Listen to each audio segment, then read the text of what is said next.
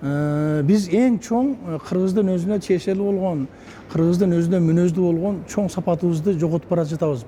Уламдан улам. Советтер Союзу өзүнүн баягы катуу бийлигин орноткондо бир жоготтук. 30-жылдары, 40-жылдары. Кантип жоготтук? Жөн эле репрессияга туш келди биздин эң алдыңкы кыргыздын салтын, кадырын, баркын көтөрүп келген кишилер. Андан кийин экинчи дүйнөлүк согуш болду. Анда бир жоготтук.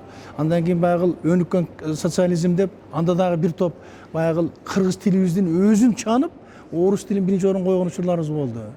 Менен салттарыбыздын, динибиздин кандай баягындай бир куугунтукталганын айтпай эле коеюн. Эң чоң трагедия албетте биз 90-жылдан бери өзүбүз эгемендүүлүк алгандан бери болду. Эгемендүүлүктүн же баягындай оңой келип калгандыгынанбы, баягындай кайра жаралуу доорун баштагандан ордуна 90-жылдан баштап тескерисинче акчанын, байлыктын, бийликтин аркасынан түшүп кеттик дагы. Советтер Союзунан калган даяр оокаттардын баардыгын бөлүп, талап, тоноп алып, каяктагы бир 500-600 балким Кыргызстан боюнча үй бүлөлөрдүн колдоруна салып бердик дагы. Анан калганыбыз балдарыбыз, кыздарыбыз тентип кетишти. Анан каяктагы баягы каада салт идеология болот. Ал турсун Манастын атындагы баягындай бир соодага айландырып жибердик. Манас миңди кантип өткөрдүк? Жөн эле элге өзүбүздү көрсөтүп алыш үчүн өткөрдүк. Манас миң юбилейин. Ошол кездеги эгемендүүлүгүбүзгө шаарданып алып, мынакей биз андай мындай деген нерсени баягындай бир даңазалоого жолун өттүк да. Бирок эң чоң трагедия биз билим берүү системасын талкаладык. Советтер Союзунан калган жакшы эле билим берүү системасын улантып, аны кыргыздын кылымдык каада салты менен байытуунун ордуна, көбөйтүүнүн ордуна биз ошол системанын өзү менен эле келе бердик дагы. Эскирген система. Аны дагы бир жолу түбүнө жетип талкаладык. Натыйжада табигый билимдерди берүү системасы толугу менен өлдү. Физика, математика, химия, биология сабактары азыр Кыргызстанда формалдуу түрдө эле өтүлүп калды. Сөзүңүзгө аралжы. Сиз ушундай ойлоруңуз үчүн бирөөлөр жаман көрүшөбү? Баардыгы эле жаман көрүшөт. Президент баш болуу жаман көрүшөт. Эмне үчүн? Себеби системаны көтөрүп, аны бүгүнкү дүйнөнүн күндүн чакырыктарына туура келе турганда дайыма алып жүрүү үчүн министрден баштап жөнөкөй мугалимге чейин күнү түнү иштеш керек. Болгондо дагы билимдүү болуш керек. Болгондо жасалма билимдүү эмес, чыныгы, нукура, фундаменталдуу билими болуш керек. Ал билимине эмнелерди сиңириш керек? Ошол предметтин өзүн эле эмес, кыргыздын этнопедагогикасын сиңириш керек. Кылымдан берки тарбия алып келаткан тарбиянын эмнелерин алып чыгышыбыз керек алдыга.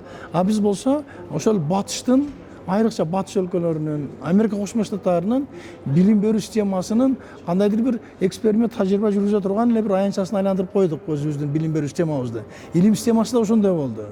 Натыйжада балдарыбыз сабатсыз, билими тайкы, өкмөтүнө, мамлекетине, өзүнүн ата мекенине күйбөгөн кайдыгер ошондой бир жаштардын тобун пайда кылды. Эгерде саясий чөйрөдөн алып карай турган болсок, кандайдыр бир коррупция менен күрөшүү болуп атат, андай мындай деген сөздөр айтылып атат. Мен буга абдан ыраазымын, бирок анын эч кандай эмеси жок да. Жыйынтыгы жок болбой атат да. Ошонун эле негизинде мына ошо биринчи жарымыбызда айткан баягы трагедиябыз ал өзүнүн тескери жемишин берип аткандай болуп атат да. Эмне үчүн? Мисалы үчүн эмне үчүн мамлекеттик кызматтарда эң алдыңкы бүтүрүүчүлөр, билими абдан терең жаштарыбыз тартылбайт. Эмне үчүн эл аралык симпозиумдар болобу, семинарлар болобу бизден же орусча жакшылап сүйлөй албаган, же англис тилинде сүйлөй албаган, же кыргызчаны жыргатып жиберген каяктагы эле бир түшүнүксүз кадрлар барып, мелтирешип олтурушуп, ошо бул жерден даярдап алган, жазып алгандарын баары окушуп, анан кийин шаарпарларды көрүп эле кайтып келип атышат.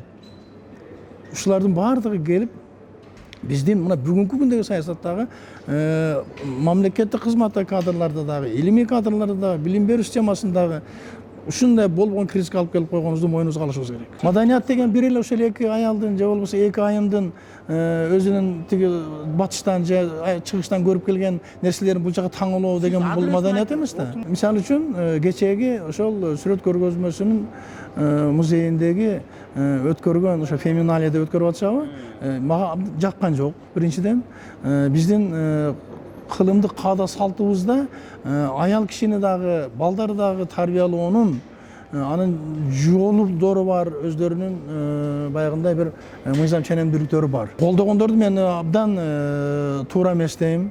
ошол Роза Исаховнага дагы, ошол Ширин карындашыма дагы мен өзүмдүн абдан чоң нааразычылыгымды мына расмий түрдө билгизип коюшум керек.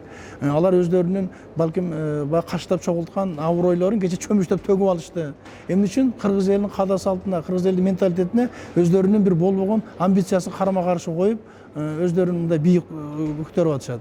Эч убакта калың катмарлуу элди башка элдин бир болбогон псевдо түшүнүктөрү менен алмаштырууга эч кимдин акысы жок. Мен буну керек болсо чоң кылмыш деп эсептейм.